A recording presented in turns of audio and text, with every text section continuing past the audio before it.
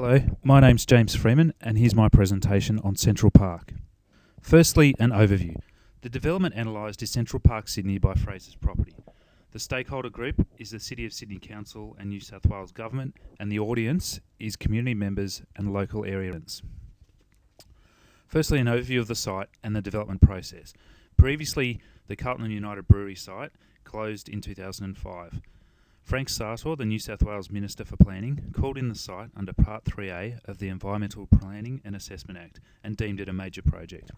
As a result, the City of Sydney Council no longer had control over the planning control applying to the site, whether public benefits are to be included, and the ability to impose any development levy over the site. A draft statement of commitments for the site was published in December 2006 by New South Wales Planning, outlining 22 items. The original concept plan was approved in February of 2007.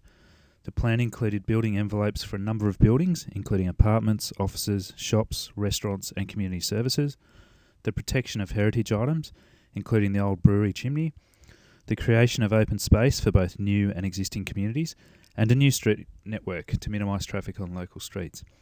Fraser's acquired the site in June 2007 with an approved concept plan in place. From there, community engagement and feedback events were held, the first on site in September 2007. Fraser's lodged a modified concept plan submission, which was on public exhibition in August of 2008. As much as New South Wales Planning had control of the site approvals, a critical reference point is the Sustainable Sydney 2030 policy, which was developed in 2007 through public consultation. This slide outlines the key issues raised with the Department of Planning to the concept plan. Notable items are the project size and integration with Chippendale. Fraser's moved the massing to concentrate the largest buildings towards Broadway, which can be seen on the next two slides. It allowed a greater area for the public park, and it also allowed longer hours of sunlight to hit the main park. The GFA has increased, however the increase is less than 10%, and we feel the additional benefits such as the park and the sustainability credentials outweigh this. Vehicular access has been concentrated to the perimeters of the site to reduce the need to drive across it, and the development is also targeting world-class environmental performance and features trigen, recycling and rainwater capture, amongst other initiatives. This slide shows the prior plan and indicates where the massing is to be shifted from. And then this slide shows the revised concept plan, with the massing moved towards Broadway, enabling a larger public park, greater sunlight penetration and less impact on the surrounding neighbourhood. As it was such a high-profile site, there has been solid media coverage to date. The New South Wales Government and City of Sydney Council have received favourable feedback due to items such as the extent of public space and levels of sustainability in the development. The Energy Upgrade Agreement, EUA, was very well received, providing funding assistance for the green transformers, also known as trigen, demonstrating the partnerships working together to provide a solid sustainability outcome. There have been some concerns over the longer-term results and long-term viability of items such as the green walls and hanging gardens. Overall, the sustainability targets have been well received. A key question, however, will be whether or not it will in fact achieve these goals, being the highest possible Green Star ratings, which to date, while good, have fallen short. Let's reflect and look at the impact on the stakeholder group. Some positives. The significance of the site was recognised and it was deemed a major project and assessed under Part 3A of the EPNA. It opens up and will transform a site which has been closed to the public for 150 years. The public space, at almost 6,400 square metres, represents an increase of almost 20% on the original concept plan.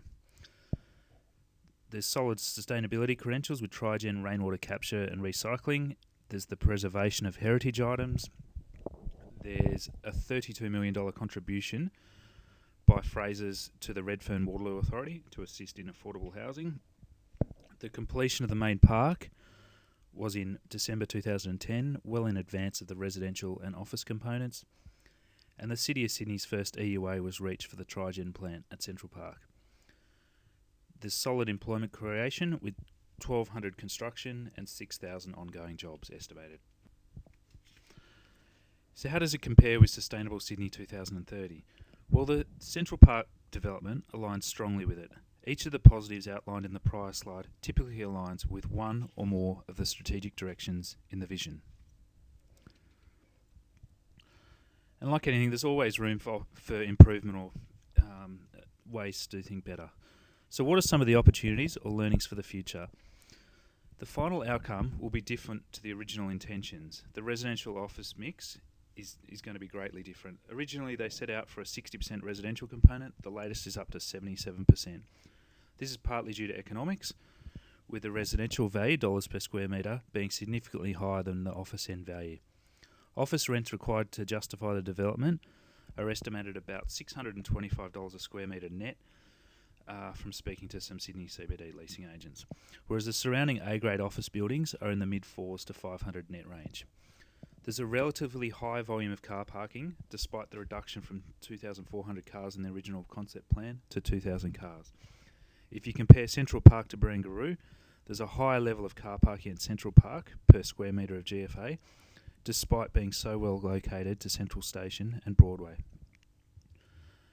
There was negative publicity about the ALP housing scheme being abused, with $80 million of taxpayer subsidies going into the Central Park development, alleged. And finally, will the key goals be achieved? Only time will tell. There are some initial concerns. The target was a 6-star rating. 3 ratings delivered so far are 5-star neighbours ratings, short of the 6-star target. And how will the green initiatives perform? Will the Trigen perform to the levels projected? Will the green walls be maintained over the long run? Only time will tell on these things. Overall, however, the Central Park development represents a great case study of how a developer and the New South Wales Government and City of Sydney Council can work together to deliver win-win solutions for both parties that also align with the local residents' objectives. Thank you.